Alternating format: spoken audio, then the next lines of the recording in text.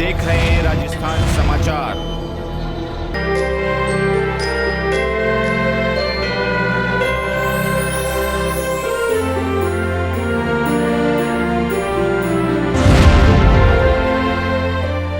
श्री राम कथा एवं दिव्य ज्ञान गंगा महोत्सव 15 मई से 21 मई तक श्री राम कथा का आज 7वां दिन था और कथा समाप्त हुई। स्थान नांदली मोड़, पचलासा मोड़, बांसवाड़ा हाईवे, दशवा माता मंदिर के सामने शास्त्री महाराज कांतिलाल जी के मुखारविंद से कथा का आयोजन किया जा रहा था। भोपाल जी के तत्वाधान में, जिसमें आसपास गांव के सभी महानुभाव, माता बहनें एवं भक्तजन द्वारा आयोजित कार्यक्रम के आज 7वें दिन महाराज श्री के द्वारा राम कथा का वर्णन, राम सीता लक्ष्मण झांकी के साथ ही महाकाली कथा का वर्णन समझाया गया। दैत्व शक्तियों का वर्णन किया गया। किशन सिंह रायकी द्वारा मर्यादा पुरुषोत्तम भगवान राम की जीवनी पर प्रकाश डाला गया एवं भजनों के साथ भक्तों को आनंदमय कर दिया गया। साथ ही राजस्थान पत्रिका के संवाददाता श्री देवराम मेहता द्वारा सुंदर भजनों की प्रस्तुतियां दी गई। आरती एवं महाप्रसाद के साथ कार्यक्रम समाप्त हुआ। 7 दिन पूर्ण हुए। देखिए संयोजक, कार्यकर्ता एवं किशन सिंह रायकी, रविंद्र सिंह राजावत, जितेंद्र सिंह रायकी, कल्लू भाई, सरपंच साहेब भोपाल जी एवं बच्चों से लेकर बुजुर्ग तक माता बहनें आसपास गांव के कार्यक्रम में सम्मिलित हुई। देखिए कार्यक्रम की शुरुआत खबर के साथ। दिनेश सेवक की रिपोर्ट। हमारे बीच में एक लल्ला बैठे हुए हैं, काना, जो खड़े हो जाएंगे आगे। कृष्ण जी महाराज साक्षी देवी गणे हैं, लाइन उठाऊंगा गाना आपको ही और वही डीजे लगी। बोले रामचंद्र भगवान की, दशमात की।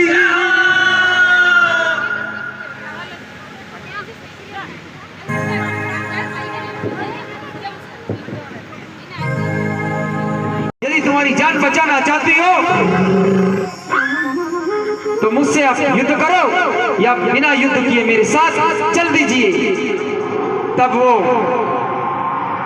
मां काली कहती है, हे राजन, हे राक्षस, यदि तुझे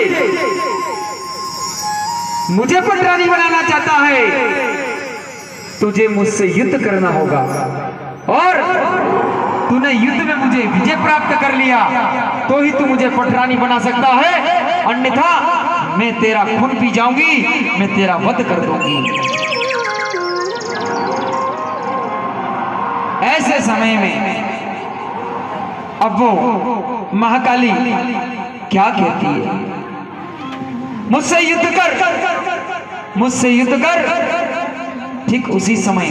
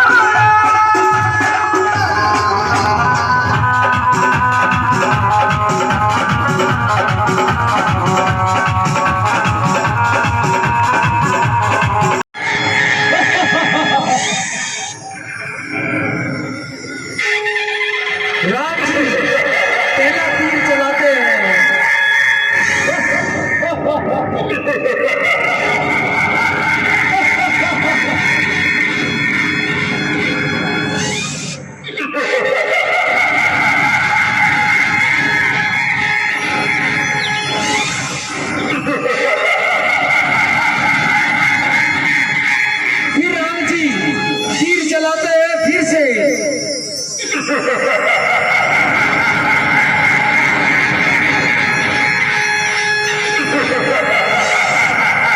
भी रावण मरता नहीं है क्योंकि उसके 10 सिर थे।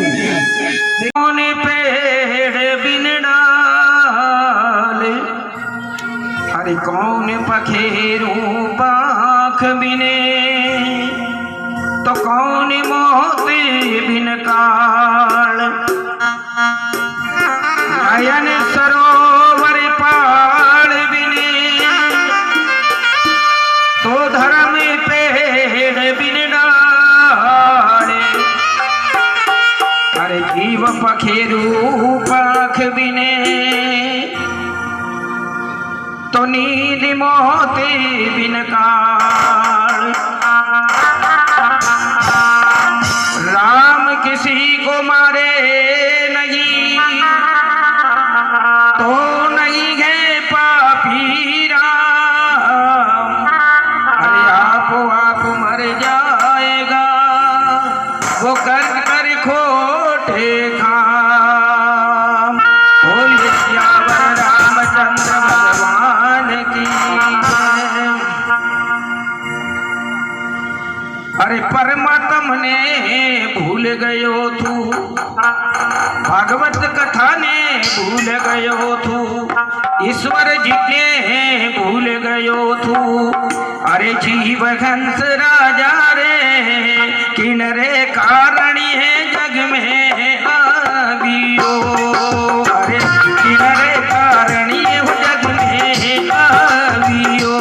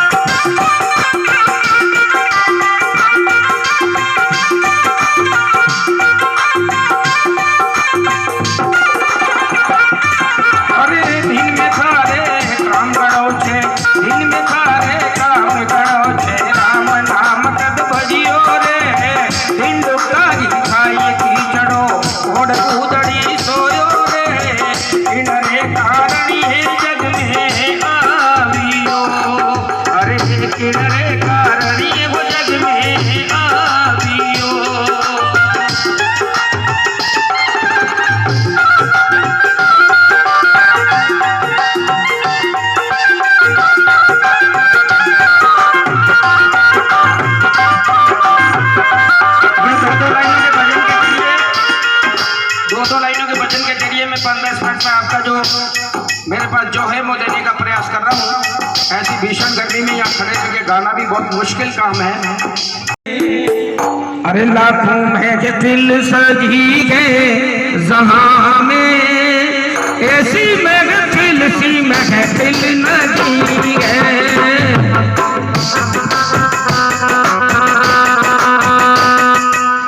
लाखों महफिल सजी है जहां में, अरे लाखों महफिल सजी है जहां में, लाखों महफिल सजी है जहां में, ऐसी महफिल सी महफिल नहीं है।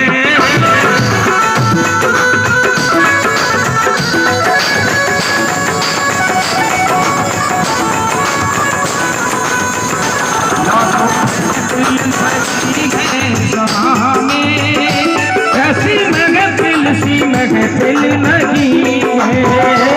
ज्ञानकार से हो ज्ञानकार से, ज्ञानकार से यहाँ जो किया है वो भूल जाने के काबिल नहीं है। ज्ञानकार से यहाँ जो किया है वो भूल जाने के काबिल नहीं है।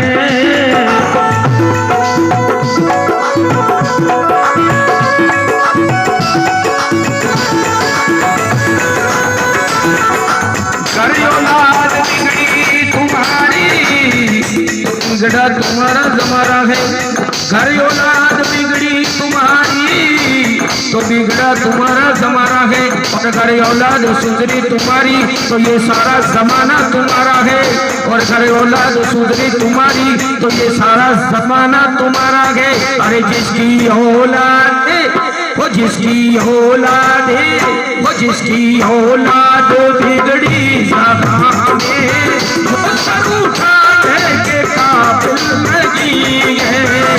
जिसकी औलाद बिगड़ी जमाने में वो सर उठाने के काबिल नहीं है।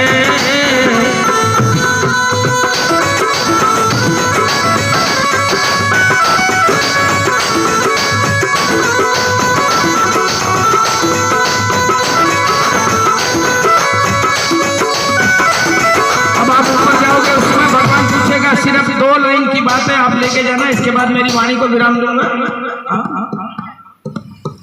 2 लाइन की बात, आप ऊपर जाओगे भगवान पूछे।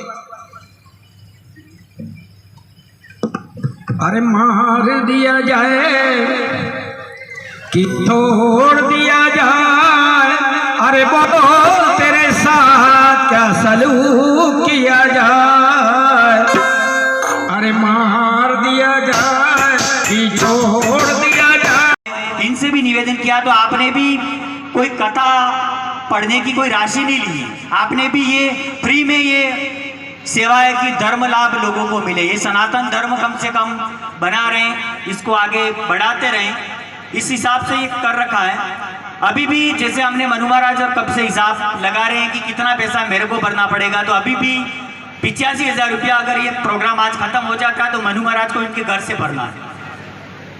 ये पूरा खर्चा निकालने के बाद, खाने का वगैरह सब निकालने के बाद भी 85,000 रुपया इनको घर से भरना है। तो इन्होंने कहा जो भी हो, मेरा खेत भी बेचना पड़े तो बेच करके ये करूँगा। तो मेरा आपसे निवेदन है कि मैंने कई सारा ऐसा ग्रुप बना करके अभी कब से बैठा बैठा मैं मोबाइल में, आपको लग रहा होगा मोबाइल में भी सभी से ये कह रहा हूँ कि जिसको भी यथाशक्ति मोबाइल नंबर दिया है कि जिसको 500, 1000, 100, 200, 2000 जो भी यथाशक्ति आप मोबाइल पे पेमेंट डाल दें, ताकि इस व्यक्ति के ऊपर जितना भी भार पड़ रहा है वो थोड़ा सा कम पड़े। दूसरा मैं ये कहना चाहूंगा कि हम अभी राम कथा सुन रहे हैं, भगवान राम के चरित्र से बहुत सारी चीजें सीखने को मिलती हैं। भगवान राम को मर्यादा पुरुषोत्तम श्री राम कहा जाता है। राजा दशरथ के 4 पुत्र थे, राम, लक्ष्मण, भरत और शत्रुघ्न, ये चारों पुत्र थे। राम जो थे वो कौशल्या के पुत्र थे, क्योंकि दशरथ की 3 रानियां थी, राजा दशरथ की 3 रानियां थी। कौशल्या के जो पुत्र थे वो राम थे, और सुमित्रा के जो पुत्र थे लक्ष्मण और शत्रुघ्न थे, और कैकेयी के जो पुत्र थे वो भरत थे। तो इसमें सबसे मैं तो चालाक रानी कह सकता हूं कैकेयी को। तो कैकेयी के मन में ऐसा पाप जागा, क्योंकि पहले जमाने में ये चलता था कि किसी राजा की अगर मृत्यु हो जाती है तो उसका जो ज्येष्ठ पुत्र होता है, यानी बड़ा पुत्र जो होता है, वो राजा की गद्दी पर बैठेगा। तो इसमें कैकेयी के मन में पाप उठा, और ज्येष्ठ पुत्र राजा दशरथ के भगवान राम ही थे।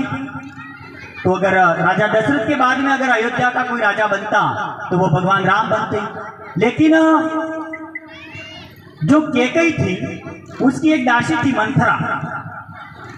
मंथरा भी इतनी बदमाश थी, तो मंथरा कैकेयी को कुछ न कुछ पढ़ाती रहती थी। तो होता यह है कि राजा दशरथ किसी युद्ध में गए थे, वहां पर इनकी जान कैकेयी ने बचाई थी। तो राजा दशरथ बहुत प्रसन्न थे कैकेयी पर। तो उस समय राजा दशरथ ने प्रसन्न होकर के कैकेयी को पूछ लिया कि तू कोई भी 2 वरदान मांग ले मेरे से। राजा दशरथ बहुत खुश हुए कि मेरी जान कैकेयी ने बचाई। और कैकेयी ऐसा तय करके बैठी थी कि राजा कब मुझे ऐसे 2 वचन के लिए कहे और वो 2 वचन मैं मांगू। तो राजा दशरथ ने कैकेयी से कहा कि 2 वचन मांग लो। तो उन्होंने 2 वचन ऐसे मांगे, उसमें राजा दशरथ को भी दुख हुआ, और लेकिन राजा दशरथ वचनबद्ध थे। तो उन्होंने पहला वचन मांगा कि भगवान राम को 14 वर्ष का वनवास, राम के लिए 14 वर्ष का वनवास मांगा। तो राजा दशरथ तो पिता थे तो भी वचनबद्ध थे, उन्होंने उन्होंने स्वीकार किया। और दूसरा वचन उन्होंने मांगा कि भरत के लिए राजगद्दी मांगी। जो कौशल्या की कोख से अपने कैकेयी की कोख से जो पुत्र जन्मा था भरत, उसके लिए उन्होंने राजगद्दी मांगी। तो वो दोनों वचन राजा दशरथ ने दे दिए। भगवान राम वनवास इसलिए गए कि मां ने वचन मांगा था और पिता ने वचन दिया था। तो इस मर्यादा को, इस सम्मान को कायम रखने के लिए, एक इस पूरे विश्व के अंदर ये संदेश देने के लिए कि माता पिता का जो कहा हुआ जो चीज है उसको कभी इग्नोर नहीं किया जा सकता। लेकिन आज के जमाने में अगर कोई ऐसा कहे कि मुझे अगर राजा बनना है, तो छोटे भाई की हत्या हो जाती कब से। छोटा भाई बड़े भाई को मार देता, क्योंकि आजकल सब धन दौलत से ही कारोबार चल रहा है। लोग पैसों के लिए सब कुछ कर सकते हैं। लेकिन भगवान राम वनवास के लिए प्रस्थान हो गए। सीता उनकी धर्मपत्नी थी तो साथ में गई। और अगर उन्होंने एक संदेश ये दिया कि अगर भाई हो तो लक्ष्मण जैसा। वनवास राम जी को हुआ था 14 वर्ष का, लेकिन लक्ष्मण हमेशा भाई के साथ में रहे और भाई के साथ में 14 वर्ष तक लक्ष्मण भी रहे। और इसके बाद उन्होंने वनवास 14 वर्ष में कितने कष्ट भोगे वो बहुत लंबी कहानी है। लेकिन इसमें भरत जैसा भी भाई नहीं, भरत को बहुत व्याकुलता हुई, बहुत दुख हुआ था कि मेरे भाई को वनवास जाना पड़ा 14 वर्ष की, और सिर्फ स्वार्थ ये कि मुझे राजगद्दी के लिए। पहले जब राम वनवास गए थे चित्रकूट में उन्होंने अपना स्थान बनाया था, तो भरत चित्रकूट में राम जी से अपने भाई को मिलने के लिए गए, और भरत की व्याकुलता को देखते हुए भगवान राम ने वो स्थान छोड़ दिया कि मेरा भाई दुख महसूस नहीं करें, व्याकुलता महसूस नहीं करें, मेरा दुख नहीं वो करें। ऐसा करके राम जी ने चित्रकूट को छोड़ दिया। इसके बाद में आपको पता ही है, मैं थोड़ा शॉर्ट बताऊंगा, समय कम है। इसके बाद में आपको पता है कि भगवान राम शिकार के लिए गए और पीछे लक्ष्मण रेखा खींच करके गए थे और सीता जी को छोड़ करके गए थे कुटिया में, और रावण ने सीता जी का हरण किया था। लेकिन मैं आपको बता दूं कि भगवान राम साक्षात भगवान ही थे, लेकिन रावण भी एक बहुत ताकतवर था। रावण भी कोई कम हस्ती नहीं थी। लेकिन सीता को ये